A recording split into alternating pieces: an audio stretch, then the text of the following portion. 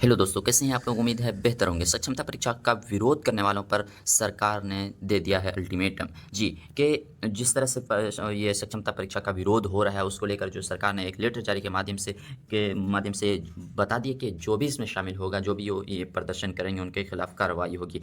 कल लेटर जारी किया गया था, आज पेपर में भी दिया गया है। क्या है पेपर में, उन तमाम चीज़ों के बारे में समझने की कोशिश करेंगे। उससे पहले अगर चैनल पर पहली मर्तबा है तो चैनल को सब्सक्राइब करके बेल आइकन को ज़रूर दबा लीजिएगा। सबसे पहले है सक्षमता परीक्षा का विरोध। शिक्षकों का 13 को विधानसभा घेराव। ये ऐलान किया था शिक्षक संघ की तरफ से कि 13 तारीख को जो है, 13 फरवरी को जो है विधानसभा का घेराव किया जाएगा।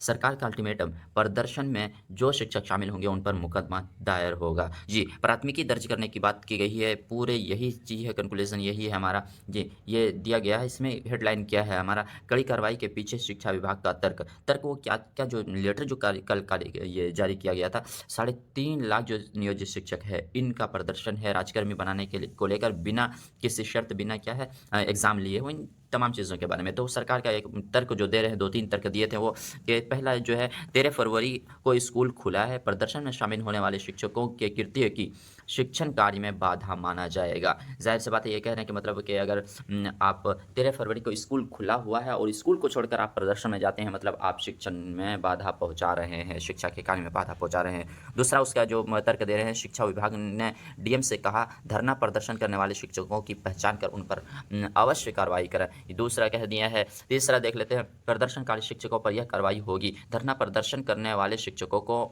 अनफॉलो अनफॉलो अन अनलॉफुल असेंबली, ये मतलब गैर कानूनी जुटान जो कहते हैं, वही अनलॉफुल असेंबली जो मानते हुए आईपीसी की धारा 141 के तहत कार्रवाई होगी। दूसरा ये भी धारा लगाया गया कि शिक्षकों पर आईपीसी की धारा 146, 186, 187 एवं अन्य जरूरी धाराओं के तहत केस होगी, है ना। ऐसे शिक्षकों पर अनुशासनिक कार्रवाई भी होगी।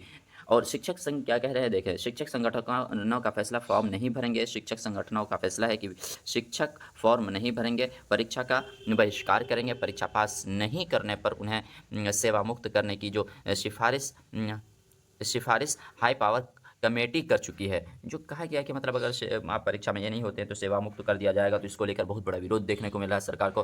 तो इन्होंने भी दो टूक कह दिया है।